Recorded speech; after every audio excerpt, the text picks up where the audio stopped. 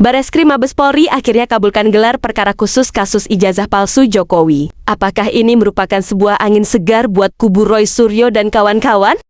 Dan apakah ini sebuah awal titik terang untuk terkuaknya dan terbongkarnya ijazah Jokowi yang diduga palsu? Pak Rismon, ada kabar akan diadakan gelar perkara khusus soal ijazah ini. Apakah Pak Rismon akan membersamai TPUA untuk mengikuti gelar perkara khusus ini, Pak? Iya, gelar perkara khusus ini kan diminta oleh TPUA ya, Tim Pembela Ulama dan Aktivis, ya. Kalau nggak salah sekitar 2 minggu sampai 1 bulan yang lalu ya, saya tidak terlalu mengikuti. Nah, ternyata dikabulkan ya, akan dilakukan gelar perkara khusus pada tanggal 3 hari Kamis, tanggal 3 Juli 2025.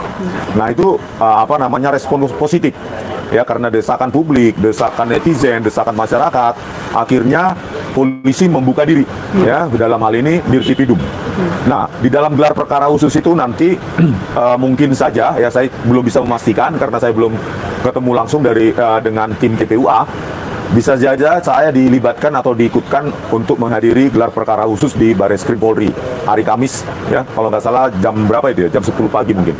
Nah, di dalam gelar perkara khusus ada beberapa hal yang kita soroti. Pertama ya, tadi itu poin-poin tentang nilai ya, terutama juga mengapa ada 6 dokumen ya ditampilkan secara digital oleh Dirtipidum. Di belakang layar itu tertampil ada 6 dokumen ditampilkan oleh Dirtipidum ya, Pak Brigjen Juandani. Itu jelas kita lihat ya, ada 4 dokumen atau 4 kertas itu masih berwarna putih, sementara ada 2 kertas itu berwarna seperti kekuningan, artinya mengalami penguraian atau pembusukan atau penguningan akibat atau degradasi kimia akibat perjalanan waktu yang 40 tahun ini. Nah, pertanyaannya ya, yang 4 lainnya yang putih itu, apakah itu berkas fotokopi atau berkas yang sudah berusia 40 tahun? Kalau berkas yang sudah 40 tahun, maka dia mengalami dekomposisi atau penguraian secara kimia. Karena ada zat-zat di dalam, itu kan kertas itu terbuat dari serat kayu. Nah, kalau serat kayu itu ada kimianya bernama senyawa seperti lignin.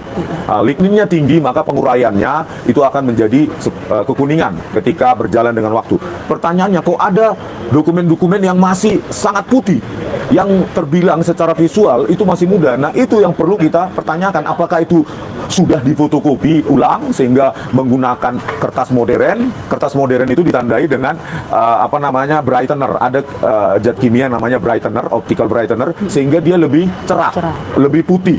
Jadi kertas-kertas modern itu lebih putih daripada kertas yang zaman dulu yang tidak menggunakan optical brightener, pemutih gitu, pencerah. Nah, itu kita tanyakan. Dan kita tanyakan juga, tentu inti masalahnya adalah lembar pengesahan skripsi yang sudah sangat modern. Kita akan minta ya kepada Bareskrim bagaimana merekonstruksi lembar pengesahan skripsi yang sangat modern dari Joko Widodo dan perbandingannya dengan skripsi-skripsi tahun itu. Coba direkonstruksi oleh pihak yang katanya pihak percetakan perdana ya. Bagaimana mereka merekonstruksi ya dengan rata tengah sempurna kayak gitu ya, dengan font yang sangat mirip dengan sangat identik dengan font Times New Roman digital.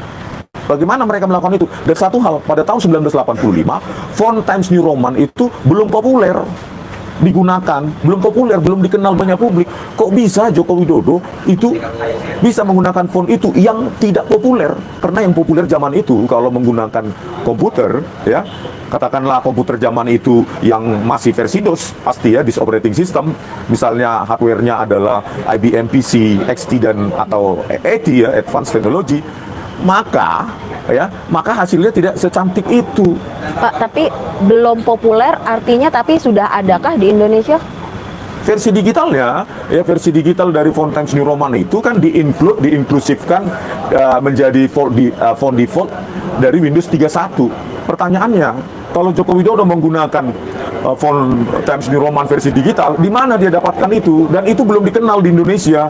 Dan lembar-lembar pengesahan skripsi yang ada di luar negeri, ya, bahkan di universitas paling terkenal di dunia khusus teknologi misalnya seperti MIT, Massachusetts Institute of Technology, UCLA, University of California, kita lihat bahwa lembar pengesahan skripsi itu masih polos, dan itu hanya 2 teknologi yang digunakan saat itu tahun 85-an, ya, yaitu ketik manual atau IBM Electric Typewriter.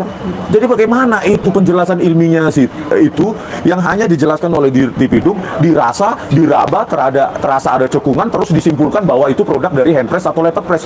Itu yang perlu secara ilmiah kita uji. Makanya saya katakan, ya, karena keraguan publik semakin tinggi terhadap kepolisian, ya, dan telah menyatakan bahwa ijazah Jokowi itu identik dengan ijazah pembanding, meskipun ijazah pembanding itu tidak disebutkan nomor ijazahnya atau nama pemilik ijazah, maka, ya, karena keraguan publik itu sangat tinggi, coba lembar pengesahan skripsi dan ijazah Joko Widodo itu, ya, diuji di lembaga riset lain seperti di BRIN. Di BRIN itu mantan misalnya BPPT dulu yang sudah diinklusifkan ke BRIN. Mereka punya teknologi yang lebih canggih untuk menganalisa usia kertas, usia tinta, jenis serat kertas. Walaupun sudah lama masih bisa. Walaupun sudah lama itu sangat gampang bagi mereka yang mendalam itu. Ya, mungkin kalau usia kertas mungkin bisa diakal-akali di pasar pramuka misalnya. Ya, stok kertas lama bisa. Oh, ya. Tetapi kalau usia tinta itu yang nggak bisa, gitu loh, untuk ditipu, kan begitu. Kalau memang laboratorium forensik Baris Krim Polri menyatakan identik dan itu murni sains tanpa manipulasi, tanpa intervensi, ayo kita coba di 2 lembaga Indonesia lah dulu, nggak usah di luar negeri, ya kan? Di Puspom TNI juga ada, di BRIN juga ada, ayo gitu loh. Kalau benar, jangan takut untuk di-challenge hasilnya, gitu, oke? Oke, Bang.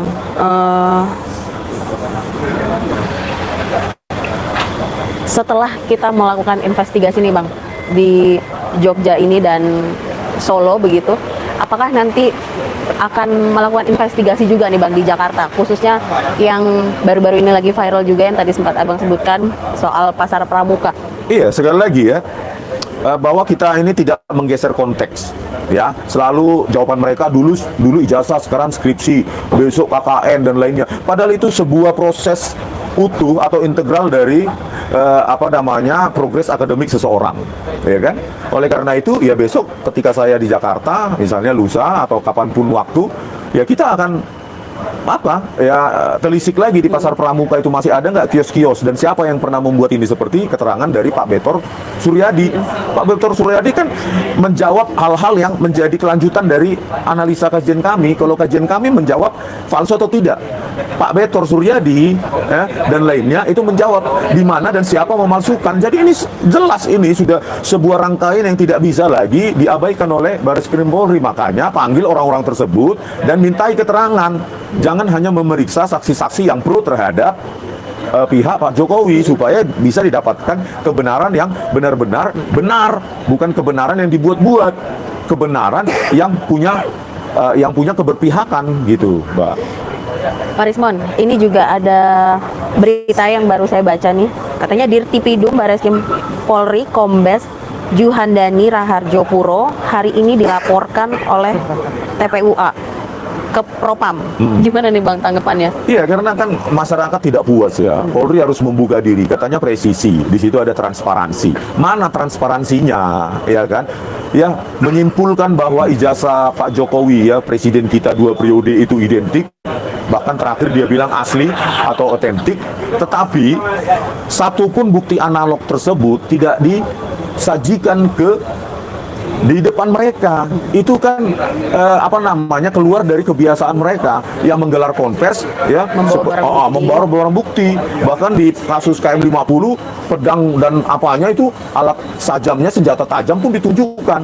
Nah, kemarin kan publik dipaksa percaya, ya, bahwa ini identik, tetapi satupun bukti analog itu tidak disajikan. Bahkan, ya, ijazah Jokowi yang katanya diserahkan kepada Bareskrim sudah dipulangkan 2 hari sebelumnya, dan ditampilkan cuma fotokopi. Terus dipaksa rakyat percaya bahwa ijazah itu asli.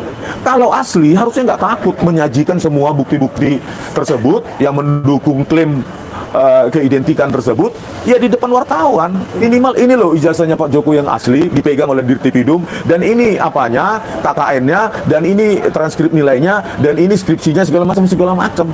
Itu baru bisa meyakinkan publik. Pertanyaannya sekarang, kenapa logika publik itu semakin tidak percaya? Ya karena mereka menutup diri. Bukti-bukti itu tidak disajikan secara gamblang. Ini dia, ini dia, ini dia. Kalau ingin meyakinkan publik, jangan buat mereka paksa mereka percaya. Jangan membuat rakyat paksa. Jangan memaksa rakyat percaya. Tetapi dengan logika, maka kalau kalian sajikan semua, mau nggak mau, rakyat akan percaya. Dengan apa? Keterbukaan. Tetapi kita lihatlah hari ini, kita ke UGM, semua ketertutupan. Semua susah sekali pejabat UGM membuka diri, mengkomunikasikan berkas-berkasnya dia, keyakinan dia bahwa Joko Widodo adalah lulusan Fakultas Kehutanan UGM. Kenapa semua tertutup? Tentu publik semakin curiga. Makanya saya bilang, seharusnya kalau UGM benar-benar memastikan bahwa Joko Widodo adalah lulusan Fakultas Kehutanan UGM, datangi Pak Jokowi, Pak, minta ijazahnya, dan kami akan perbesar dan kami akan pajang frame di Balerung UGM. Itu baru yang benar. Gitu. Oke Bang, terakhir pertanyaan personal, bagaimana pendapat Abang sebagai alumni UGM, ya Bang, ya, menyingkapi sebagai polemik alumni ini UGM dan closing statement sekalian closing statement ya. Sebagai alumni UGM ini benar-benar memalukan ya. Memalukan ya, ketertutupan, ketiadaan transparansi publik ya dari UGM ya, seolah-olah UGM itu tidak dibiayai oleh publik, jadi sesuka hatinya ya.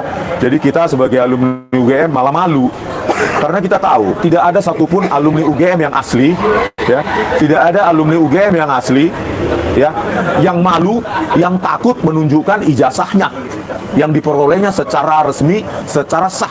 Tidak ada alumni UGM yang takut menunjukkan ijazahnya. Kalau dia benar alumni UGM, mendapatkannya dengan proses akademik yang benar dan bukan dari pasar pramuka. Tidak ada alumni UGM yang takut menunjukkan. Siapapun alumni UGM, tanya saja dari ratusan ribu alumni UGM, tanya ijazahmu mana. Kalau dia benar alumni UGM, ini nih, periksa semaumu, periksa kemanapun, karena ini murni saya dapatkan. Mau kalian uji ke luar negeri, ke negara manapun, saya mendapatkan secara resmi. Begitu alumni UGM ya, karena saya tahu nggak mungkin ya, karena tahun-tahun itu sangat susah. Lulus pada tahun 80-an itu orang-orang yang sangat super istimewa yang bisa lulus dari UGM 5 tahun. Itu sangat istimewa itu 5 tahun. Karena yang saya kenal 7 tahun, 8 tahun saat itu, 7 tahun, 8 tahun. Nah, bagaimana mungkin orang yang nggak istimewa ya bisa lulus 5 tahun, padahal nilainya banyak D dan C. Itu nggak mungkin itu. Ya, kalau drop out itu yang sangat memungkinkan dengan nilai MKDU yang D tersebut. Bagaimana mungkin nilai D banyak, nilai C banyak, tetapi lulusnya 5 tahun? Itu tidak mungkin itu di UGM, itu nggak mungkin itu. Kalau dia punya pembimbing akademik, seperti saya ulangi, kalau dia punya pembimbing akademik, maka pembimbing akademiknya akan memerintahkan dia, ya bukan meminta, memerintahkan. Anda harus mengulang mata kuliah ini, kalau mau lulus. Memerintahkan dan memaksa. Ya. Kalau mau lulus, ulangi mata kuliah ini. Kalau enggak, ya drop out, silakan Anda keluar. Dan ingat, di UGM, zaman-zaman itu, sangat-sangat banyak orang nggak bisa meluluskan studinya dan drop out. Jangankan tahun 80-an. Zaman saya tahun 94 ya, kami masuk 130 sampai 140 orang, itu hanya lulus bisa 100 orang. Bahkan di bawah 80 ada kakak angkatan saya tahun 93 cuma 80 orang lulus. 30 orang, 40 orang itu nggak selesai. Karena apa? Susahnya mendapatkan nilai dan Anda harus ngulang. Nggak mungkin nilai matematika D, fisika D, statistik D bisa lulus 5 tahun. Itu sangat tidak mungkin. Itu seharusnya saya tanyakan kepada Profesor Wening, Wakil Rektor Kemahasiswaan, dan lainnya, seperti bagaimana UGM bisa memiliki ijazah dengan foto ijazah berkacamata. Coba, alasannya apa? Dan peraturannya apa?